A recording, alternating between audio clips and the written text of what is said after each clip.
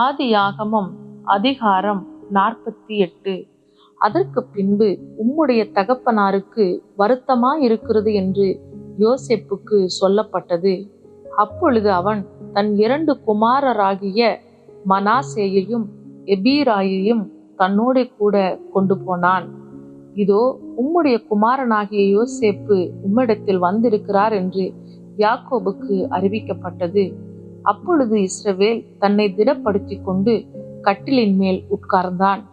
யாக்கோபு யோசேப்பை நோக்கி, சர்வ வல்லமையுள்ள தேவன் கானான் தேசத்தில் உள்ள லூஸ் என்னும் இடத்தில் எனக்கு தரிசனமாகி என்னை ஆசீர்வதித்து, நான் உன்னை பழுகவும் பெருகவும் பண்ணி உன்னை பல ஜன கூட்டமாக்கி உனக்கு பின்வரும் உன் சந்ததிக்கு இந்த தேசத்தை நித்திய சுதந்திரமாக கொடுப்பேன் என்று என்னோடே சொன்னார். நான் உன்னிடத்தில் எகிப்துக்கு வரும் முன்னே உனக்கு எகிப்து தேசத்தில் பிறந்த உன் 2 குமாரரும் என்னுடைய குமாரர். ரூபன் சிமியோன் என்பவர்களைப் போல எப்ராயீமும் மனாசேயும் என்னுடையவர்கள். இவர்களுக்கு பின் நீ பெரும் பிள்ளைகள் உன்னுடையவர்கள். அவர்கள் தங்கள் தங்கள் சகோதரருடைய பேரால் அழைக்கப்பட்டு அவர்களுக்குரிய சுதந்திரத்தில் பங்கு பெறுவார்கள். நான் பதானை விட்டு வருகையில் கானான் தேசத்தில் எப்பிராத்தாவுக்கு கொஞ்ச தூரம் இருக்கும்போது வழியிலே ராகேல் என் அண்டையிலே மரணமடைந்தால் அவளை அங்கே பெத்லகேம் என்னும் எப்பிராத்தா ஊருக்கு போகிற வழியிலே அடக்கம் பண்ணினேன் என்றான். இஸ்ரவேல் யோசேப்பின் குமாரரை பார்த்து, இவர்கள் யார் என்று கேட்டான். யோசேப்பு தன் தகப்பனை நோக்கி, இவர்கள் இவ்விடத்தில் தேவன் எனக்கு அருளின குமாரர் என்றான். அப்பொழுது அவன், நான் அவர்களை ஆசீர்வதிக்கும்படி அவர்களை என் கிட்ட கொண்டு வா என்றான். முதிர் வயதினால் இஸ்ரவேலின் கண்கள் மங்களாயிருந்தபடியால் அவன் நன்றாய் பார்க்க கூடாதிருந்தது. அவர்களை அவன் அண்டையிலே சேர பண்ணினான். அப்பொழுது அவன் அவர்களை முத்தம் செய்து அணைத்து கொண்டான். இஸ்ரவேல் யோசேப்பை நோக்கி, உன் முகத்தை காண்பேன் என்று நான் நினைக்கவில்லை. ஆனாலும் இதோ உன் சந்ததியையும் காணும்படி தேவன் எனக்கு அருள் செய்தார் என்றான். அப்பொழுது அவனுடைய முழங்கால்கள் நடுவே இருந்த பிள்ளைகளை யோசேப்பு பின்னிட பண்ணி அவனுடைய முகத்துக்கு முன்பாக தரை மட்டும் குனிந்து வணங்கினான். பின்பு யோசேப்பு அவ்விருவரையும் கொண்டு வந்து எப்பிராயீமை தன் வலது கையினாலே இஸ்ரவேலின் இடது கைக்கு நேராகவும் மனாசேயை தன் இடது கையினாலே இஸ்ரவேலின் வலது கைக்கு நேராகவும் விட்டான். அப்பொழுது இஸ்ரவேல் மனமறிய தன் வலது கையை நீட்டி இளையவனாகிய எப்பிராயீமுடைய தலையின் மேலும் மனாசே மூத்தவனாயிருந்தும் தன் இடது கையை மனாசேயினுடைய தலையின் மேலும் வைத்தான். அவன் யோசேப்பை ஆசீர்வதித்து, என் பிதாக்களாகிய ஆபிரகாமும் ஈசாக்கும் வழிபட்டு வணங்கிய தேவனும், நான் பிறந்த நாள் முதல் இந்நாள் வரைக்கும் என்னை ஆதரித்து வந்த தேவனும், எல்லா தீமைக்கும் நீங்களாக்கி என்னை மீட்ட தூதனுமானவர் இந்த பிள்ளைகளை ஆசீர்வதிப்பாராக. என் பேரும் என் பிதாக்களாகிய ஆபிரகாம் ஈசாக்கு என்பவர்களின் பேரும் இவர்களுக்கு இடப்பட கடவது. பூமியில் இவர்கள் மிகுதியாய் பெருக கடவர்கள் என்றான். தகப்பன் தன் வலது கையை எப்பிராயீமுடைய தலையின் மேல் வைத்ததை யோசேப்பு கண்டு அது தனக்கு பிரியமில்லாதபடியால் எப்பிராயீமுடைய தலையின் மேல் இருந்த தன் தகப்பனுடைய கையை மனாசேயினுடைய தலையின் மேல் வைக்கும்படி எடுத்து, என் தகப்பனே, அப்படி அல்ல, இவன் மூத்தவன், இவனுடைய தலையின் மேல் உம்முடைய வலது கையை வைக்க வேண்டும் என்றான். அவன் தகப்பனோ தடுத்து, அது எனக்கு தெரியும் என் மகனே, எனக்கு தெரியும். இவனும் ஒரு ஜனக்கூட்டமாவான், இவனும் பெருகுவான். இவனுடைய தம்பியோ இவனிலும் அதிகமாய் பெருகுவான். அவனுடைய சந்ததியார் திரளான ஜனங்கள் ஆவார்கள் என்றான்.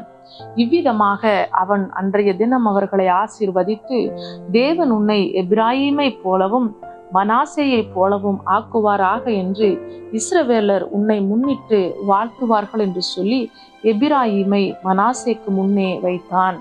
பின்பு இஸ்ரவேல் யோசேப்பை நோக்கி, இதோ நான் மரணமடையப் போகிறேன். தேவன் உங்களோடு கூட இருப்பார். அவர் உங்கள் பிதாக்களின் தேசத்துக்கு உங்களை திரும்பவும் போக பண்ணுவார் என்றும், உன் சகோதரருக்கு கொடுத்ததை பார்க்கிலும் நான் என் பட்டயத்தாலும் என் வில்லினாலும் எமோரியர் கையிலிருந்து சம்பாதித்த ஒரு நிலத்தை உனக்கு அதிகமான பங்காக கொடுத்தேன் என்றும் சொன்னான். ஆதியாகமம் அதிகாரம் 49. யாக்கோபு தன் குமாரரை அழைத்து, நீங்கள் கூடி வாருங்கள், கடைசி நாட்களில் உங்களுக்கு நேரிடும் காரியங்களை அறிவிப்பேன். யாக்கோபின் குமாரரே, கூடி வந்து கேளுங்கள், உங்கள் தகப்பனாகிய இஸ்ரவேலுக்கு செவி கொடுங்கள். ரூபனே, நீ என் சேஷ்ட புத்திரன், நீ என் சத்துவமும் என் முதற் பலனுமானவன். நீ மேன்மையில் பிரதானமும் வல்லமையில் விசேஷமுமானவன். தண்ணீரைப் போல தளம்பினவனே, நீ மேன்மை அடைய மாட்டாய். உன் தகப்பனுடைய மஞ்சத்தின் மேல் ஏறினாய், நீ அதை தீட்டுப்படுத்தினாய். என் படுக்கையின் மேல் ஏறினானே. சிமியோனும் லேவியும் ஏக சகோதரர், அவர்களுடைய பட்டயங்கள் கொடுமையின் கருவிகள். என் ஆத்துமாவே, அவர்களுடைய இரகசிய ஆலோசனைக்கு உடன்படாதே. என் மேன்மையே, அவர்கள் கூட்டத்தில் நீ சேராதே. அவர்கள் தங்கள் கோபத்தினாலே ஒரு புருஷனை கொன்று தங்கள் அகங்காரத்தினாலே அரண்களை நிர்மூலமாக்கினார்களே. உக்கிரமான அவர்கள் கோபமும் கொடுமையுமான அவர்கள் மூர்க்கமும் சபிக்கப்பட கடவது. யாக்கோபிலே அவர்களை பிரியவும் இஸ்ரவேலிலே அவர்களை சிதறவும் பண்ணுவேன். யூதாவே, சகோதரரால் புகழப்படுபவன் நீயே. உன் கரம் உன் சத்துருக்களுடைய பிடரியின் மேல் இருக்கும். உன் தகப்பனுடைய புத்திரர் உன்முன் பணிவார்கள். யூதா பால சிங்கம், நீ இரை கவர்ந்து கொண்டு ஏறிப்போனாய். என் மகனே, சிங்கம் போலும் கிளச்சிங்கம் போலும் மடங்கி படுத்தான். அவனை எழுப்புகிறவன் யார்? சமாதான கர்த்தர் வருமளவும் செங்கோல் யூதாவை விட்டு நீங்குவதும் இல்லை. நியாய பிரமாணிக்கன் அவன் பாதங்களை விட்டு ஒளிவதுமில்லை. ஜனங்கள் அவரிடத்தில் சேருவார்கள். அவன் தன் கழுதை குட்டியை திராட்சை செடியிலும் தன் கோழிகை கழுதையின் குட்டியை நற்குல திராட்சை செடியிலும் கட்டுவான்.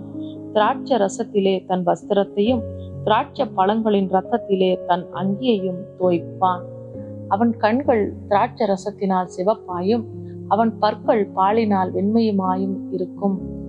செபுலோன் கடற்கரை அருகே குடியிருப்பான். அவன் கப்பல் துறைமுகமாயிருப்பான். அவன் எல்லை சீதோன் வரைக்கும் இருக்கும்.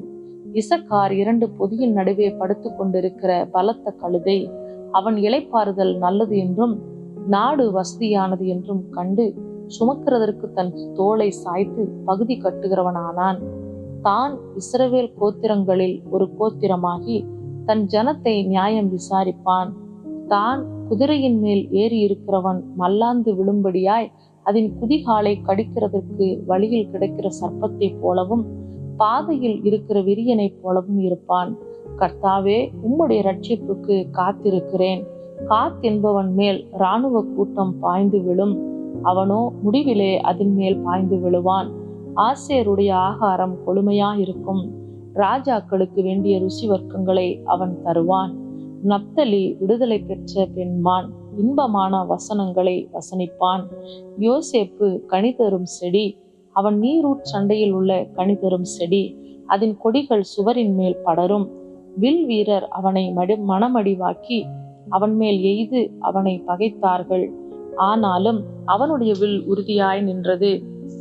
அவன் புயங்கள் யாக்கோபுடைய வல்லவரின் கரங்களால் பலத்தன.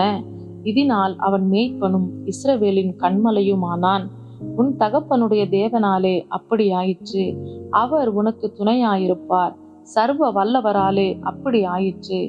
அவர் உயர வானத்திலிருந்து உண்டாகும் ஆசீர்வாதங்களினாலும் கீழே ஆழத்தில் உண்டாகும் ஆசீர்வாதங்களினாலும் ஸ்தனங்களுக்கும் கற்பங்களுக்கும் உரிய ஆசீர்வாதங்களினாலும் உன்னை ஆசீர்வதிப்பார். உன் தகப்பனுடைய ஆசீர்வாதங்கள் என் பிதாக்களுடைய ஆசீர்வாதங்களுக்கு மேற்பட்டதாயிருந்து நித்திய பர்வதங்களின் முடிவு மட்டும் எட்டுகின்றன. அவைகள் யோசேப்புடைய சிரசின் மேலும் தன் சகோதரரில் விசேஷித்தவனுடைய உச்சந்தலையின் மேலும் வருவதாக. பென்யமீன் பீறுகிறவோனாய் காலையில் தன் இரையை பட்சிப்பான், மாலையில் தான் கொள்ளையிட்டதை பங்கிடுவான் என்றான். இவர்கள் எல்லாரும் இஸ்ரவேலின் 12 கோத்திரத்தார். அவர்களுடைய தகப்பன் அவர்களை ஆசீர்வதிக்கையில் அவர்களுக்கு சொன்னது இதுதான். அவன் அவனுக்குரிய ஆசீர்வாதம் சொல்லி அவன் அவனை ஆசீர்வதித்தான். பின்னும் அவன் அவர்களை நோக்கி, நான் என் ஜனத்தாரோடு சேர்க்கப்பட போகிறேன்.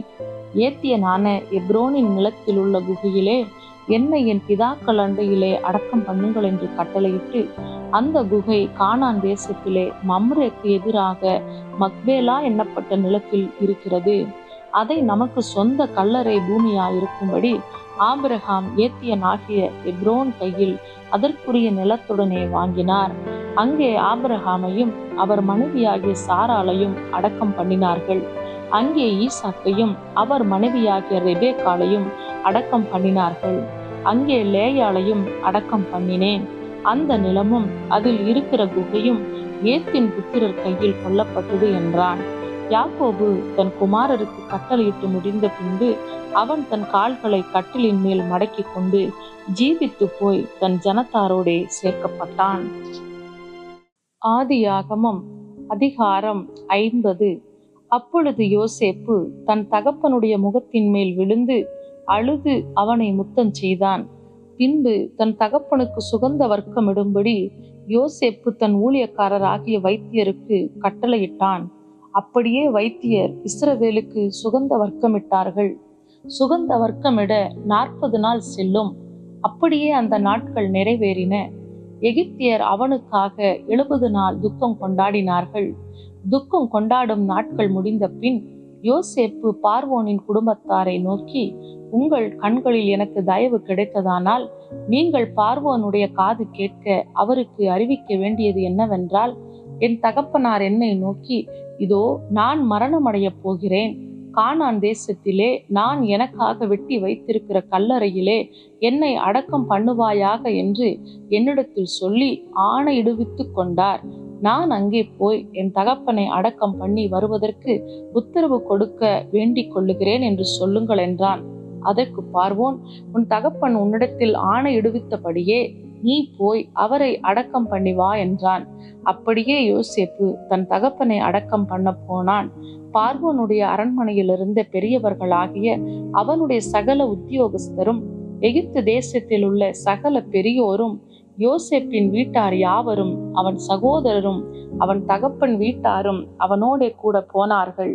தங்கள் குழந்தைகளையும் தங்கள் ஆடு மாடுகளையும் மாத்திரம் கோசேன் நாட்டிலே விட்டு போனார்கள். ரதங்களும் குதிரை வீரரும் அவனோடே போனதினால் பரிவார கூட்டம் மிகவும் அதிகமாயிருந்தது. அவர்கள் யோர்தானுக்கு அக்கறையில் இருக்கிற ஆத்தாத்தின் போர்க்களத்தில் வந்தபோது அவ்விடத்திலே பெரும் புலம்பலாக புலம்பினார்கள். அங்கே தன் தகப்பனுக்காக 7 நாள் துக்கம் கொண்டாடினான். ஆத்தாத்தின் களத்திலே துக்கம் கொண்டாடுகிறதை அத்தேசத்தின் குடிகளாகிய கானானியர் கண்டு, இது எகிப்தியருக்கு பெரிய துக்கம் கொண்டாடல் என்றார்கள்.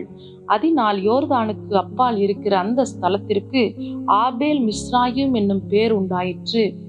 யாக்கோபின் குமாரர் தங்களுக்கு கட்டளையிட்டிருந்தபடியே அவனை கானான் தேசத்துக்கு கொண்டு போய் ஆபிரகாம் மம்ரேக்கு எதிரே இருக்கிற மக்பேலா என்னும் நிலத்திலே தனக்கு சொந்த கல்லறை பூமியாக ஏத்தியனாகிய எப்ரோனிடத்தில் வாங்கின நிலத்தில் உள்ள குகையிலே அவனை அடக்கம் பண்ணினார்கள்.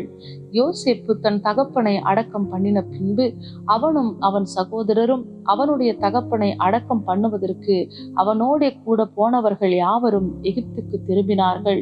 தங்கள் தகப்பன் மரணமடைந்ததை யோசேப்பின் சகோதரர் கண்டு, ஒருவேளை யோசேப்பு நம்மை பகைத்து நாம் அவனுக்கு செய்த எல்லா பொல்லாங்குக்காகவும் நமக்கு சரிக்கு சரி கட்டுவான் என்று சொல்லி யோசேப்பினிடத்தில் ஆள் அனுப்பி, உம்முடைய சகோதரர் உமக்கு பொல்லாங்கு செய்திருந்தாலும் அவர்கள் செய்த துரோகத்தையும் பாதகத்தையும் நீர் தயவு செய்து மன்னிக்க வேண்டும் என்று உம்முடைய தகப்பனார் மரணமடையும் முன்னே உமக்கு சொல்லும்படி கட்டளையிட்டார். ஆகையால் உம்முடைய தகப்பனாருடைய தேவனுக்கு ஊழியக்காரராகிய நாங்கள் செய்த துரோகத்தை மன்னிக்க வேண்டும் என்று அவனுக்கு சொல்ல சொன்னார்கள். அவர்கள் அதை யோசேப்புக்கு சொன்னபோது அவன் அழுதான்.